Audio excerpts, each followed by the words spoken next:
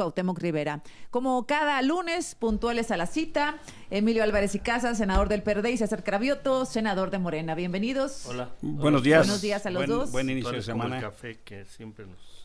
¿Cómo? Como el café que siempre nos obsequian aquí, muy bueno. Sí, por cierto, muy buen Dianita, café. pásale porque Muy buen siento café. que hay... Se anda rumorando, Ajá, en que el hay un estudio. pequeño reclamo en esa bienvenida. Aquí está el Aquí café. No, estábamos está. preparando el Lo mejor. presentamos ante Pásale, las Dianita, cámaras, sin que problema. sí hay café y siempre Estábamos hay café. moliendo el grano, eligiendo el Buenísimo, mejor, además, tostado, café. entonces Hay espero que un sea de su esmero, agrado. El un café de esmero tu muy- programa y de Radio Fórmula. Espero que sea de su agrado. Sí, claro. Oigan, pues muchos temas. A ver, hablábamos con el profesor Cuauhtémoc Rivera, el problema de la extorsión está muy extendido por toda la República.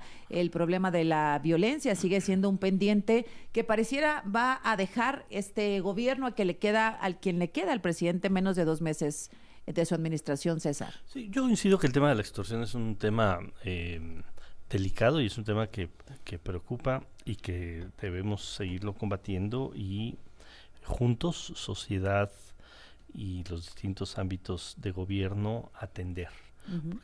Porque sí, es algo que genera muchos rebotes, ¿no? O sea, alguien que invierte, que tiene un pequeño negocio, que llegan y que tiene que estar pagando una cuota, pues no. Yo pensaba, por ejemplo, de los Oxxos, dices, bueno, es FEMSA, que no está justificado, pero FEMSA no va a morir. Imagínate tú, un pequeño comerciante, el de la tiendita de abarrotes. Todos.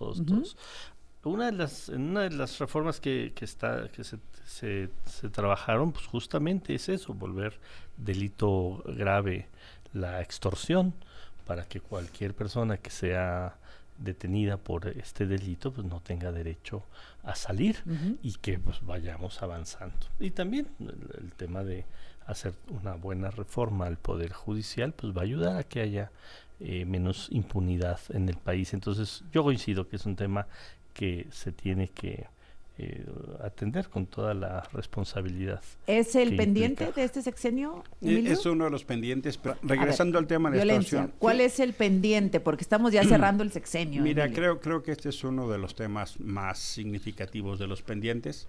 Yo creo que hay dos grandes herencias muy peligrosas. Una es la militarización del país. No solo en los espacios de seguridad, sino en la vida pública, y veo que la reforma militar que se quiere proponer, no solo el paso de la Guardia Nacional al Ejército, sino el retroceso en el fuero militar y la apertura a las funciones de las Fuerzas Armadas modificando el 129.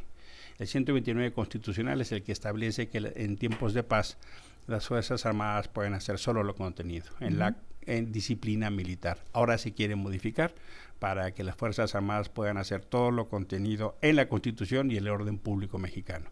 Eso me parece muy peligroso. ¿Eso viene en qué iniciativa? Es una de las del paquete del presidente del 5 de febrero. Ajá.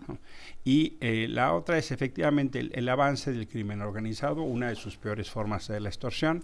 Yo quisiera una actuación de la inteligencia policíaca y financiera mucho más decidida. A mí me gustaría ver una unidad de inteligencia financiera persiguiendo más a delincuentes que a periodistas, opositores o actores de sociedad civil.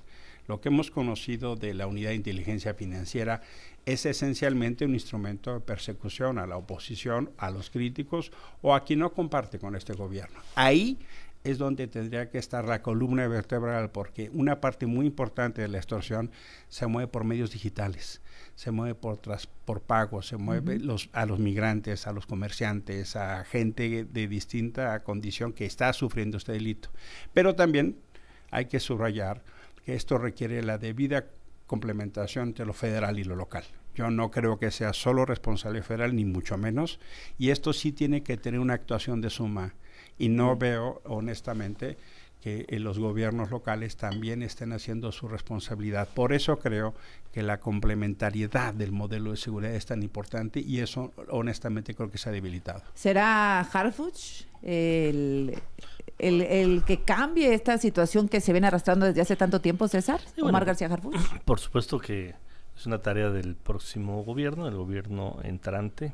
Es una tarea que tiene que encabezar la presidenta Claudia Sheinbaum, por supuesto su secretario de seguridad, pero sí tienen que ser todos los órdenes de gobierno, porque bueno, pues cuidar la tiendita de la esquina pues Tampoco, No es federal. Tampoco es federal. Se tiene que hacer a nivel municipal y a nivel estatal.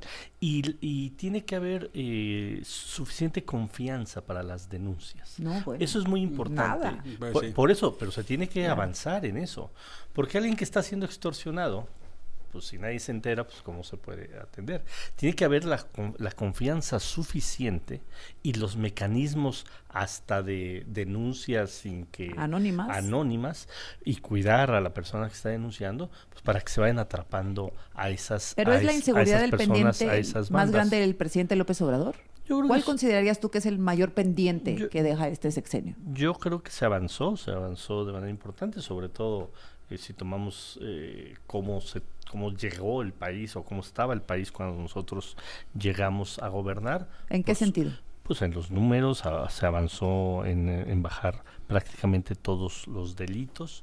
Pero el tema de la seguridad no solo son números, también es percepción y también es atender cuando hay situaciones pues que generan un gran impacto social. Creo que ya casi nada genera impacto social, ¿no? No, sí, todavía hay datos. O sea, sí, cuando hay una balacera, cuando hay desaparecidos, etcétera, o este tipo de casos, claro que generan impacto social.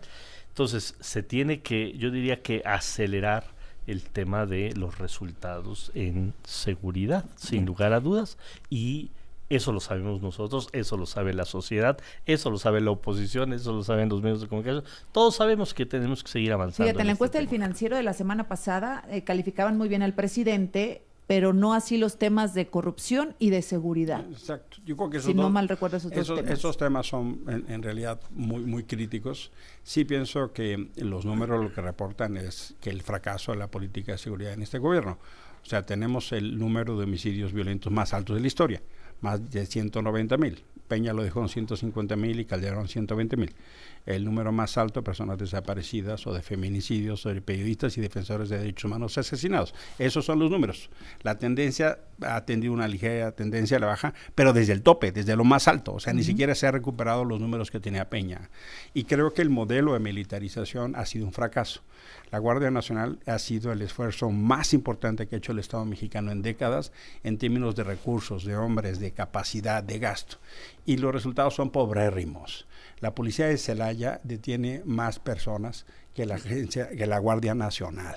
Nada más para dar los números. Es una corporación de 130,000 efectivos. Además, ahora es muy difícil hasta saber porque hay una cosa de opacidad estructural. Es un mal ejemplo, Celaya. Y pues sí, por eso lo pongo, porque Celaya es un caso de crisis y violencia. Primer por eso lugar en homicidios, lo hice a propósito. Municipales. Déjame regresar con el tema. Volvemos. Las motocicletas son los vehículos.